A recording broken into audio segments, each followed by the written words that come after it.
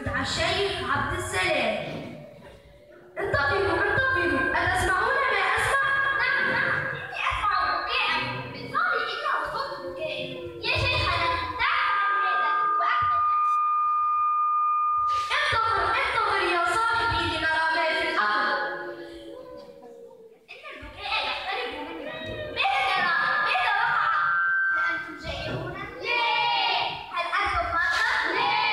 هل أنتم؟ لا. إيه هو سبب البكاء؟ تمهلوا تمهلوا، دعوهم يستريحون أولا. تفضلوا. والآن قولوا لنا من أنتم وما هي مشاكلكم؟ أنا الشجرة، جئت من الغابة.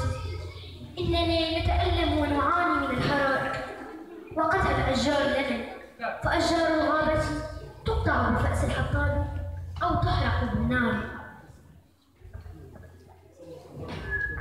أنا الوادي، أنا النهر، أنا البحر، أنا الماء، أنا أصل حياتي. لقد لوثوا أفسدوا حياتي، ماتت الأسماك واتسخ الماء.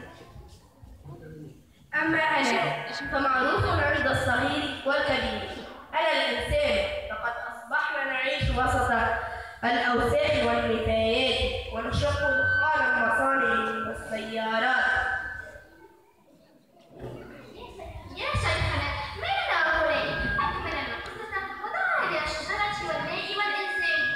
استمعوا إن كنتم تريدون قصة، فقصتنا اليوم هي قصة كل كائن حي يريد أن يعيش وسط جو صاف وبيئة سليمة.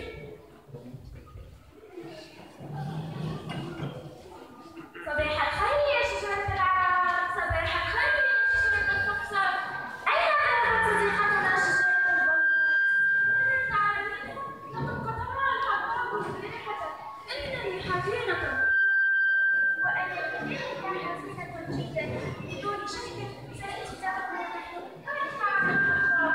غريب أمر هذا الإنسان، والغريب في هذا الأمر أننا نفيده بعدة أشياء وفي الأخير يقطع لنا. لابد أن نجعل من هذا الإنسان. انظري انظري، ها هو الماء يمر بجانبنا. انظري انظري، ها هو الماء يمر بجانبنا. إلى أين أيها الماء؟ الحقيقة لا أعرف. كلما حاولت الابتعاد عن الإنسان إلا وجدت الإنسان. أنت أيضا تعاني من أعمال هذا الإنسان؟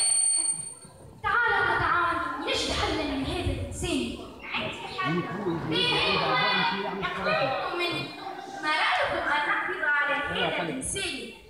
فكرة جيدة، سأستدرج الإنسان بألوان ساهية كالفحم.